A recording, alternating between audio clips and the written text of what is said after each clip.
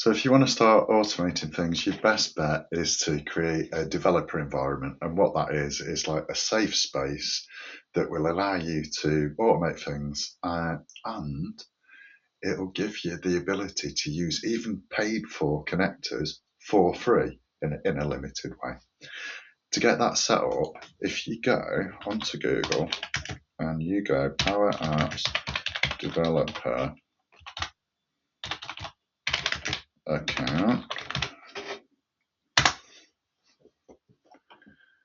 here we go, and that'll take you through to this page. And when you get to this page, click on Start Free.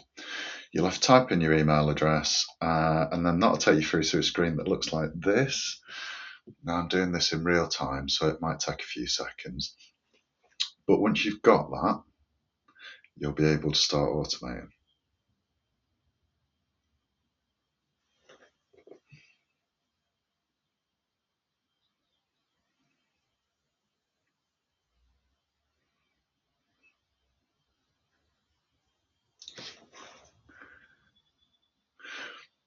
Okay, so that's done. That's taken me through to this screen. This screen is the one where you can just get on with. You can see that's the environment that we just created there. And on this, there's different types of automation that we can run. So I'm going to go to Flow Microsoft. There we go.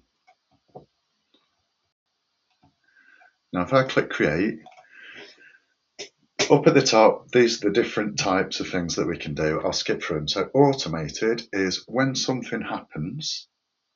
So you receive an email, a file is created, something happens on the external, it's a trigger.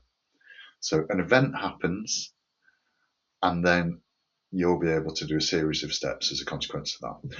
Instant, that just means I'm going to create an automation. I manually click a button, and then things start to be automated. Scheduled, that is every day, every week, every month, whatever, at a time that I specify, run a series of steps. There's also these desktop flows which are really powerful. I'll do a separate video on that, but that would give you the ability to log in to any kind of website automatically. For example, it allows you to automate your entire computer. So you can set it so that your computer, when you're asleep at night, logs into a website, downloads a load of files, and makes them available.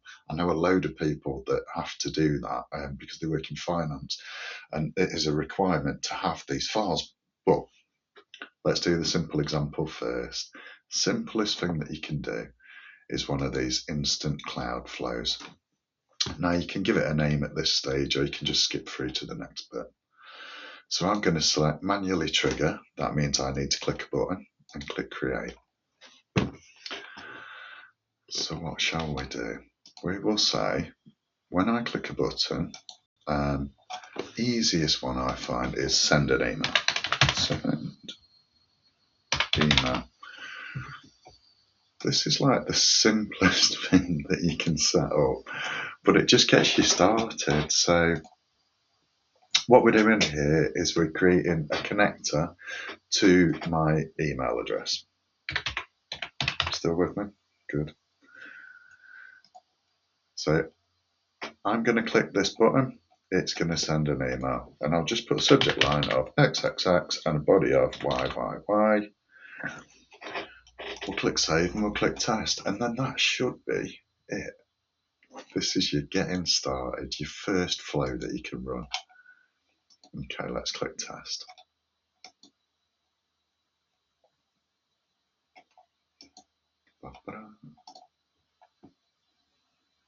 Okay, so when I click test,